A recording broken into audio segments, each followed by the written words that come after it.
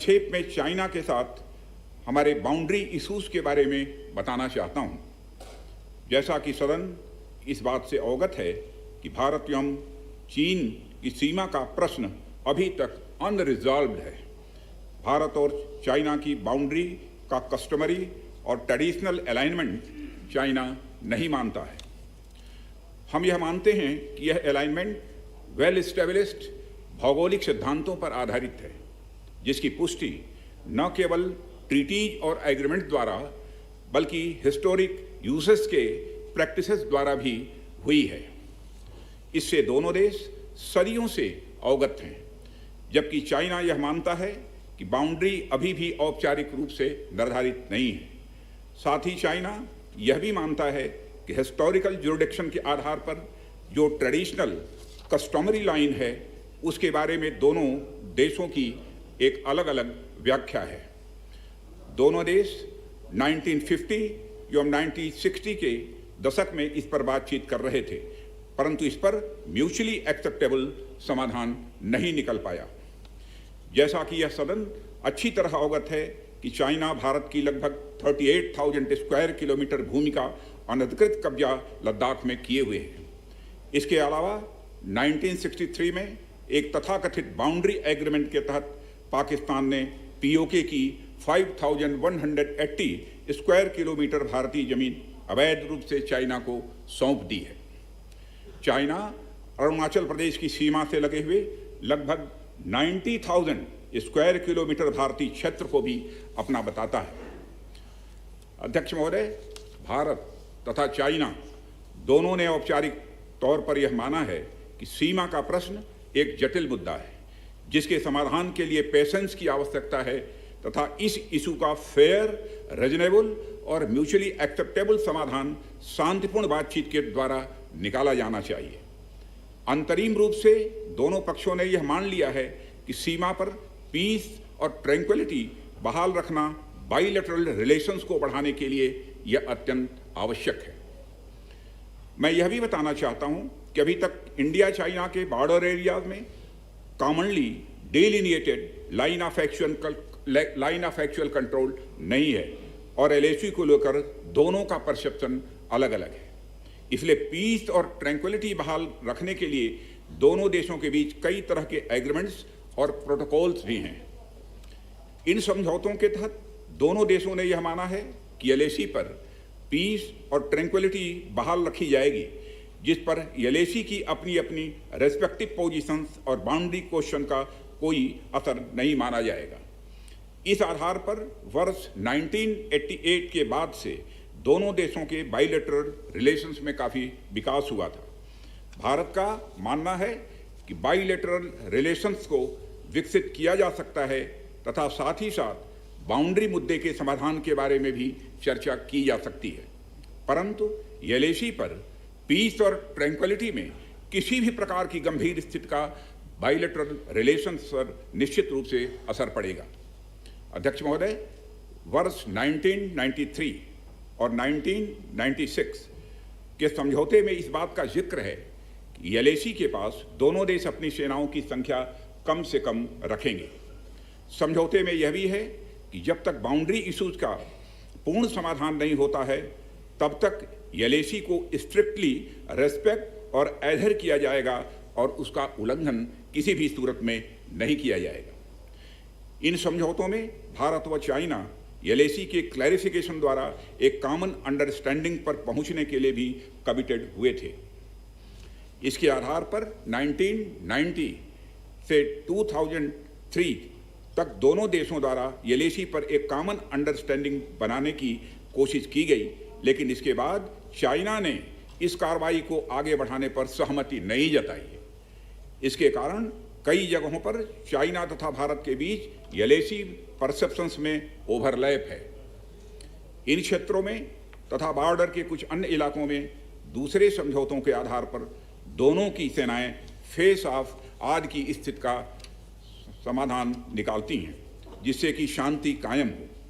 इससे पहले कि मैं सदन को वर्तमान स्थिति के बारे में बताऊं, अध्यक्ष महोदय, मैं यह बताना चाहता हूं कि सरकार की विभिन्न इंटेलिजेंस एजेंसीज के बीच कोऑर्डिनेशन का एक इलेबोरेट और टाइम टेस्टेड मैकेनिज्म है जिसमें सेंट्रल आर्म्ड पुलिस फोर्सेस और तीनों हमारी आर्म्ड फोर्सेस की इंटेलिजेंस एजेंसीज भी शामिल हैं।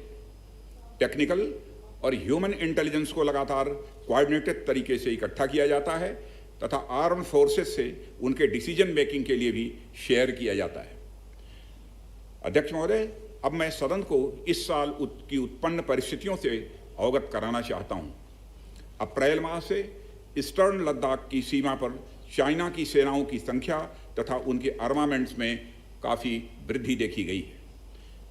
मई महीने के प्रारंभ में चाइना ने गलवान घाटी क्षेत्र में हमारी ट्रूप्स के नॉर्मल ट्रेडिशनल पेट्रोलिंग पैटर्न में व्यवधान शुरू किया, जिसके कारण फेस ऑफ की स्थिति उत्पन्न हुई।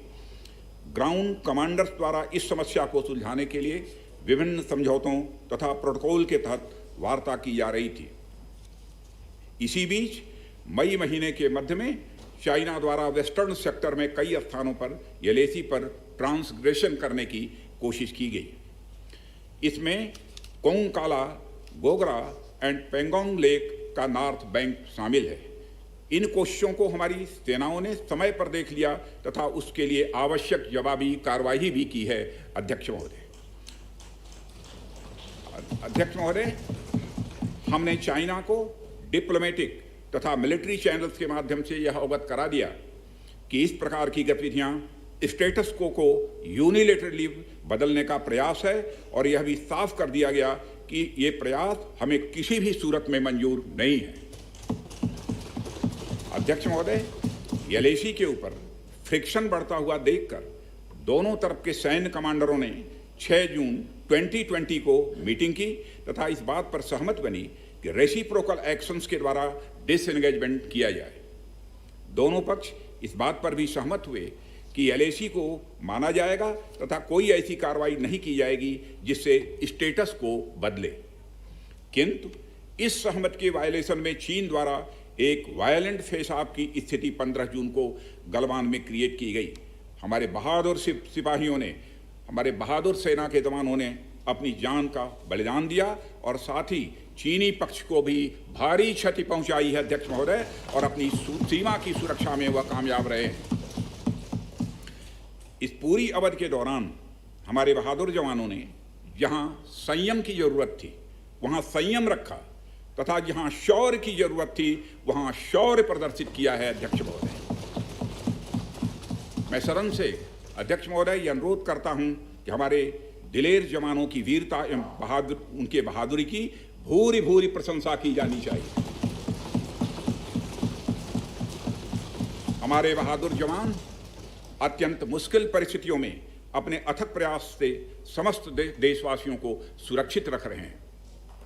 एक ओर किसी को भी हमारे सीमा की सुरक्षा के प्रति हमारे डिटर्मिनेशन के बारे में संदेह नहीं होना चाहिए।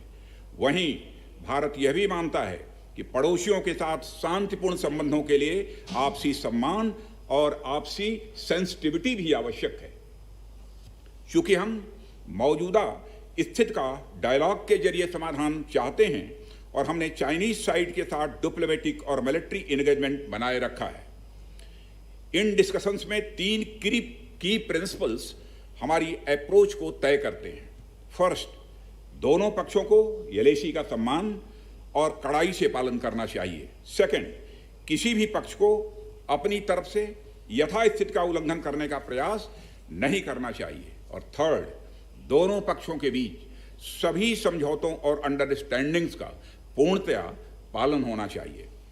चाइनीज साइड की यह पोजीशन है कि स्थिति को एक जिम्मेदार ढंग से हैंडल किया जाना चाहिए और द्विपक्षीय समझौतों एवं प्रोटोकॉल के अनुसार शांति एवं सद्भाव सुनिश्चित किया जाना चाहिए। वह भी यही कहते हैं। जबकि ये डिस्कशन चल ही रहे थे, चीन की तरफ से 29 और 30 अगस्त की रात को प्रोवोकेटिव सैनिक कार्रवाई की गई, जो पेंगोंग लेक के साउथ बैंक एरिया में स्टेटस को बदलने का प्रयास था। लेकिन एक बार फिर हमारी आर्म फोर्सेस द्वारा टाइमली और फॉर्म एक्शंस के कारण उनके प्रयास विफल कर दिए। अध्यक्ष महोदय, जैसा कि उपर्युक्त घटनाक्रम से यह स्पष्ट है, चीन की कार्रवाई से हमारे विभिन्न द्विपक्षीय समझौतों के प्रति उसका डिसरिगार्ड पूरी तरह से दिखता है। चीन द्वारा ट्रुप्स की भारी मात्रा में तैनाती किया जाना 1993 और 1996 के समझौतों का यह उल्लंघन है। एलएसी का सम्मान करना और उसका कड़ाई से पालन किया जाना सीमा क्षेत्रों में शांति और सद्भाव का आधार है और इसे 1993 एवं 1996 के समझौते में स्पष्ट रूप से यह स्वीकार भी किया गया है, जबकि हमारी आर्म्ड फोर्सेस इसका पूरी तरह से पालन करती हैं। चाइनीज साइड की ओर से ऐसा नहीं हुआ है। उनकी कार्रवाई के कारण एलएसी के आसपास समय समय पर फेस ऑफ और फ्रिक्शंस भी पैदा हुए हैं। जैसा कि मैंने पहले भी उल्लेख किया, इन समझौतों में फेस ऑफ की स्थिति से निपटने के लिए विस्तृत प्रोसीजर्स और नॉर्म्स भी निर्धारित हैं। तथापि इस वर्ष हाल की घटनाओं में चाइनीज फोर्सेस का वायलेंट कंडक्ट सभी म्यूचुअली एग्रीड नॉर्म्स का पूरी तरह से उल्लंघन है। अभी की स्थिति के अनुसार चाइनीज साइड ने एलएसी और अंदरूनी क्षेत्रों में बड़ी संख्या में सैनिक टुकड़ियां और गोला बारूद मोबिलाइज किया हुआ है। पूर्वी लद्दाख और गोगरा और कोंकला और पेंगोंग लेक का नॉर्थ और साउथ बैंक पर कई फ्रिक्शन एरियाज हैं। चीन की कार्रवाई के जवाब में हमारी आर्म्ड फोर्सेज ने भी इन क्षेत्रों में उपयुक्त काउंटर डिप्लॉयमेंट्स किए हैं अध्यक्ष महोदय, ताकि भारत के सिक्योरिटी इंटरेस्ट को पूरी तरह से सुरक्षित रखा जा सके। अध्यक्ष महोदय, मैं सदन को आश्वस्त रहना चाहिए कि हमारी आर्म्ड फोर्सेस इस चुनौती का सफलतापूर्वक सामना करेंगी और हमारी आर्म्ड फोर्सेस साथ ही साथ जिस प्रकार की उनके द्वारा आज भी कार्रवाई की जा रही है, जिस प्रकार से सीमा की रक्षा की जा रही है, हम सबको हमारी आर्म फोर्सेस के ऊपर गौरव है अध्यक्ष महोदय, गौरव की अनुभूति होती है। अभी जो स्थिति बनी हुई है उसमें सेंसिटिव ऑपरेशनल इश्यूज शामिल हैं, इसलिए मैं इस बारे में ज्यादा ब्यौरा का खुलासा यदि करना चाहूं तब भी नहीं कर सकता हूं अध्यक्ष महोदय, यह हमारी एक सीमा है और मैं आश्वस्त हूं यह सदन हमारी इस सेंसिटिविटी को भी समझेगा। और अध्यक्ष महोदय, मैं कोविड-19 के चैलेंजिंग समय में हमारी आर्म्ड फोर्सेस और आईटीबीपी के तेजी से डिप्लॉयमेंट हुई हैं और उनके प्रयासों को एप्रिशिएट किए जाने की जरूरत है। और यह इसलिए भी संभव हुआ है क्योंकि सरकार ने पिछले कुछ वर्षों में बॉर्डर इंफ्रास्ट्रक्चर के विकास को काफी अहमियत दी है। सदन को जानकारी है कि पिछले कई दशकों में चीन ने बड़े पैमाने पर इंफ्रास्ट्रक्चर एक्टिविटी शुरू की है, जिनसे बॉर्डर एरिया में उनकी डिप्लॉयमेंट क्षमता भी बढ़ी है। इसके जवाब में हमारी सरकार ने भी बॉर्डर इंफ्रास्ट्रक्चर के विकास के लिए अपना काफी बजट बढ़ाया है, जो पहले से दोगुना से भी अधिक है। इसके फलस्वरूप बॉर्डर एरियाज में काफी रोड्स और ब्रिजेज भी बने हैं। इससे न केवल लोकल पॉपुलेशन को जरूरी कनेक्टिविटी मिली है, बल्कि हमारी आर्म्ड फोर्सेस को बेहतर लॉजिस्टिकल सपोर्ट भी मिला है। ओके अध्यक्ष महोदय, इसके कारण वे बॉर्डर एरिया में अधिक अलर्ट रह सकते हैं। एक मिनट, सेक्रेटरी जनरल ट्रांसलेशन शुरू कर दें। आ रहा है, एक बार चेक कर लो। ठीक, एक बार चेक कर लें दोबारा। ठीक, ओके। अध्यक्ष महोदय, इसके कारण वे बॉर्डर एरिया में अधिक अलर्ट रह सकते हैं और जरूरत पड़ने पर बेहतर जवाबी कार्रवाई भी कर सकते हैं। आने वाले समय में भी सरकार इस उद्देश्य के प्रति पूरी तरह से कमिटेड रहेगी, यह मैं सदन को आश्वस्त करना चाहता हूं।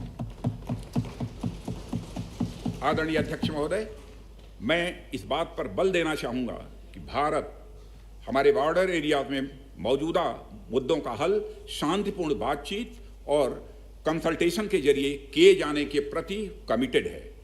इस उद्देश्य को पाने के लिए मैं अपने चाइनीज काउंटर पार्ट से 4 सितंबर को मॉस्को में मिला और उनसे हमारी इन डेप्थ डिस्कशन भी हुई।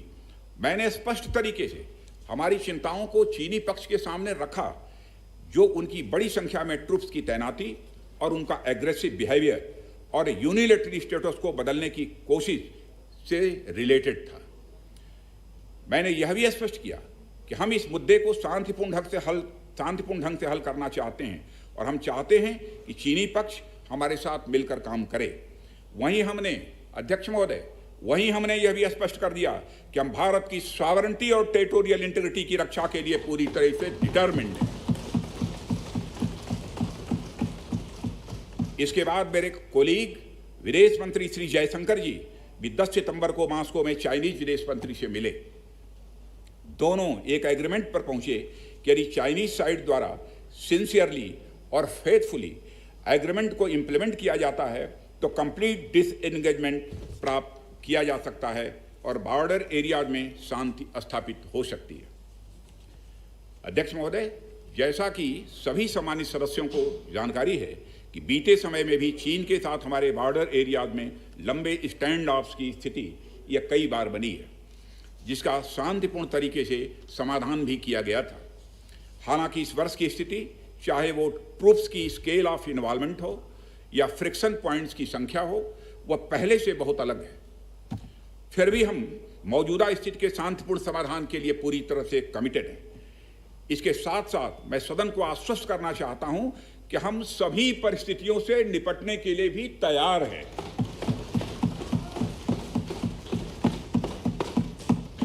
अध्यक्ष महोदय, इस सदन की एक गौरवशाली परंपरा रही है। दोहराना चाहता हूं अध्यक्ष महोदय कि सदन की एक गौरवशाली परंपरा रही है कि जब भी देश के समक्ष कोई बड़ी चुनौती आई है तो इस सदन ने भारतीय सेनाओं की दृढ़ता और संकल्प के प्रति पूरी अपनी एकता और भरोसा दिखाया। साथ ही सीमा क्षेत्र में तैनात अपने बहादुर सेना के जवानों के शौर्य, पराक्रम और सीमा की सुरक्षा के प्रति उनकी प्रतिबद्धता पर पूरा इस सदन ने विश्वास व्यक्त किया है। अध्यक्ष महोदय और अध्यक्ष महोदय, मैं आपको यह विश्वास दिलाना चाहता हूं कि हमारे आर्म्ड फोर्सेस के जवानों का जोश एवं हौसला बुलंद है, इस पर किसी को संदेह नहीं होना चाहिए। माननीय प्रधानमंत्री जी के बहादुर जवानों के बीच जाने के बाद हमारे कमांडर तथा जवानों में यह संदेश गया है कि देश के 130 करोड़ आदिवासी जवानों के साथ खड़े हैं। उनके लिए बर्फीली ऊंचाइयों के अनुरूप विशेष प्रकार के गर्म कपड़े, उनके रहने का स्पेशलाइज्ड टेंट तथा उनके सभी अस्त्र शस्त्र एवं गोला बारूद की पर्याप्त व्यवस्था की गई है। अध्यक्ष महोदय, हमारे जवानों का यह संकल्प सराहनीय है कि दुर्गम ऊंचाइयों पर जहां ऑक्सीजन की कमी है तथा तापमान 0 से नीचे है, उनके उत्साह में कोई कमी नहीं आती है और वे सियाचिन, कारगिल और आदि ऊंचाइयों पर अपना कर्तव्य इतने वर्षों से लगातार निभाते आ रहे हैं। और अध्यक्ष महोदय, मुझे इस गौरवमयी सदन के साथ यह साझा करने में यह कतई संकोच नहीं है कि लद्दाख में हम एक चुनौती के दौर से गुजर रहे हैं और मैं इस सदन से यह आग्रह करना चाहता हूं कि हमें एक रेजोल्यूशन द्वारा पारित करना चाहिए कि हम अपने वीर जवानों के साथ कदम से कदम मिलाकर खड़े हैं। पूरा सदन अपने वीर जवानों के साथ कदम से कदम मिलाकर खड़ा है, जो कि अपनी जान की, अपनी जिंदगी की बगैर परवाह किए हुए देश की चोटियों की ऊंचाइयों पर विषम परिस्थितियों के बावजूद हमारी भारत माता की वह रक्षा करते हैं।